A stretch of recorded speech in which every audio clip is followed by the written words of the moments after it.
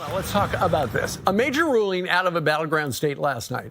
Georgia's Supreme Court decided that only ballots received, mail-in ballots, by 7 o'clock tonight will be counted.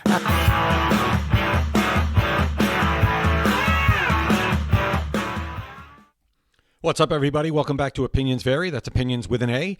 And right now we're going to watch a video with respected law mind, Jonathan Turley, on Fox News explaining how the Georgia Supreme Court upheld a common sense law, but he'll also say how some other states still seem to have not learned their lesson from 2016 or definitely from 2020. So without further ado, let's get into it. Georgia's Supreme Court decided that only ballots received, mail-in ballots, by 7 o'clock tonight will be counted after a delay in mailing absentee ballots in one of the largest counties in the state. Fox News contributor and GW University law professor Jonathan Turley joins us right now on Election Day. So they mailed a bunch of them out late. That's right. And now the judges say, you know what, too bad, you don't get extra time. You know, as harsh as that may seem, I wrote a column. It's not harsh. It's common sense. You didn't follow the rules. You didn't follow the law. Sorry. About a week ago, saying for those of us who've done this before, just cut us a little slack. Just two rules. Don't change the rules at the last minute. Right. And err on the side of transparency. That's what got us into trouble in 2020, right. Is that it fueled the distrust of people. So here in this court, but also in Pennsylvania, the court said, let's not have changes at the last minute. And that'll help us a great deal. I don't care what side you're on. The shenanigans that went on in Georgia, Pennsylvania, we're going to hear about Arizona, were ridiculous when it came to changing rules at the last minute. You don't need signatures. You do need signatures. You do need dates on the ballot. You don't need dates on the ballot. We can get ballots mailed in after Election Day. Absolutely ridiculous. You can't change the rules of an election without the legislature in the state passing a law. You don't just get to say, oh, we're changing it because of this, because of that, because of a pandemic. Doesn't work that way. That's what happened in 2020. That's why there's so much distrust in the process. So he's absolutely right. Follow the law to the letter, and it will instill more confidence in people regardless of how this turns out.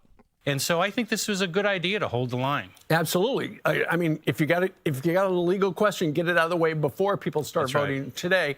In the state of Iowa, apparently there are a couple thousand voters, or rather potential voters, identified by the Secretary of State as non-citizens. So what's going to happen to those people? They should be deported. Well, usually these states have a provisional ballot option, but they also have curing options. Mm-hmm. We've had this going on now for weeks because you had the Biden administration use the nuclear option, try to get Virginia to put people who identified as non-citizens back on the rolls. Why is it that Democrats are doing everything possible to defy any common sense voting law and trying to let non-citizens, why do they want non-citizens to be able to vote? Why is this even a question? I'll let you guys put your opinion in the comments as to why you think they're doing that and why they come out against every voter integrity law or measure. Why? As I said, comment below. Tell me your opinion on that. And they ultimately took that all the way to the Supreme Court and lost, in my view, for good reason. It's not that we... Good reason, yeah. They're illegal. They're not supposed to be here. They're non-citizens. Or maybe they are supposed to be here, but they might be on a green card or a work visa, but they're non-citizens. Non-citizens don't get to vote in our elections. Like I wouldn't be able to go to Canada and vote in their election, or Mexico, or Norway, or France, or any other country in the world. Why is this even a debate? Expect there's large numbers of non-citizens voting. That has not been historically the case. But states like Virginia, Iowa, they say, look, it's a crime for non-citizens to vote. So if somebody put down they're a non-citizen, we've got to do something about it. You just can't do what the Biden administration said and put them back on the rolls. Let me ask you this. Given the fact that there were so many problems last time, which states have really figured out how to do it this time? Yeah, there is a bit of deja vu all over again. I find myself growing concerned about Arizona. Democrat governor. It could take 2 weeks almost. Yeah, Arizona. It seems like that learning curve is a bit long in Arizona. The state. How is it possible that a state in the United States of America says it might take 2 weeks to count ballots? How is that even unfathomable to anybody, again, I'll say it, with a shred of common sense or objectivity. How is that even possible? And why is it even allowed to be possible? Whoever's running that needs to be fired. You can't do your job that way. I couldn't do my job that way. We'd be fired. It's absolutely ridiculous. States that I've been impressed with include Georgia, which I think is doing a great job. Republican governor. Virginia, I think, is doing a great job. Republican governor. Florida's doing a great job. Republican governor.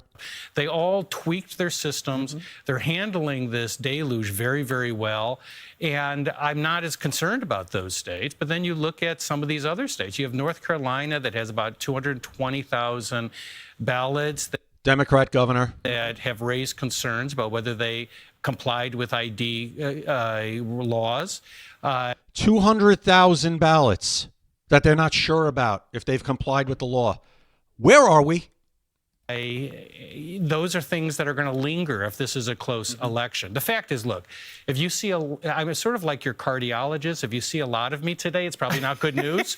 But I'm hoping that these will not be a tough issue because it won't be a close election. But if it's a close election, right, as the margin shrinks, the lawyers increase, and we're going to see a lot of action.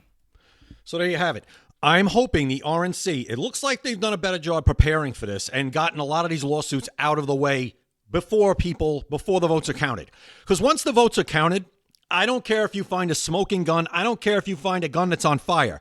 No one is overturning the results of an already counted election. It's not happening. No judge, no court is going to do that. It's just never going to happen. You've got to get this stuff squared away prior to the votes being counted. It seems like the RNC's done a better job with that this time. We'll find out. But again, the fact that Arizona, it might take 2 weeks. You hear in Pennsylvania, we don't know when it's going to. How come Florida, which is a very populated state, I mean, third or fourth in the country, 27 million people, whatever, a lot of people, their votes will be counted and done probably before midnight or maybe a little after done. We'll know who won that state. If Florida can do that, why can't every state do that? Why? You know why? Again, I'll let you guys put that in the comments why you think why. I got to be careful what I say on this platform. So you guys tell me what you think as to why. Again, voter ID laws, voter integrity measures always seem to be opposed by the Democrats with, oh, it's going to suppress the vote. We all know that's nonsense. It's not going to suppress the vote. It's insulting to say that somebody can't get an ID. It's a complete insult. And it's not true. It doesn't make sense. And if it doesn't make sense, it's not true.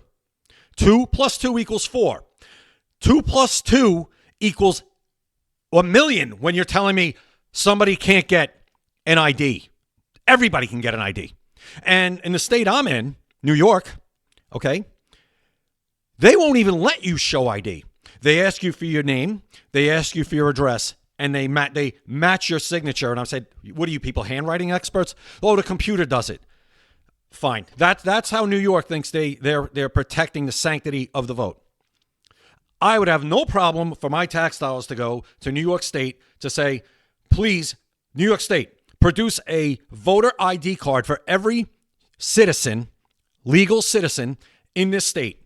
I have no problem with tax dollars paying for that. And every state should have that. It's an ID that is used for voting and voting only. Why is that not done? How many votes are acceptable to be canceled out by an illegal alien or a fraudulent ballot or a ballot that doesn't meet the standards of the law? I'd say one vote, one citizen's vote. I don't care who they voted for. Not one citizen's vote in this country should be canceled out by a fake ballot, a fraudulent ballot, or a vote of somebody who doesn't have the right to vote. Not one. I don't care who they vote for. Their vote should count. That's part of being a United States citizen. That's citizenship. The fact that this is even debatable is incredible. And it's every 4 years, and it's getting worse.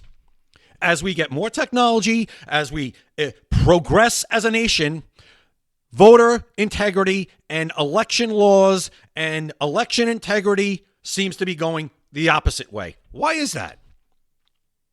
I know why. Do you? Again, Tell me why in the comments. Hope you guys enjoyed this one. I really appreciate you watching. I appreciate you subscribing, liking, and sharing. Continue to follow me at Opinions Vary. Go vote. Let's see what Trump has to say.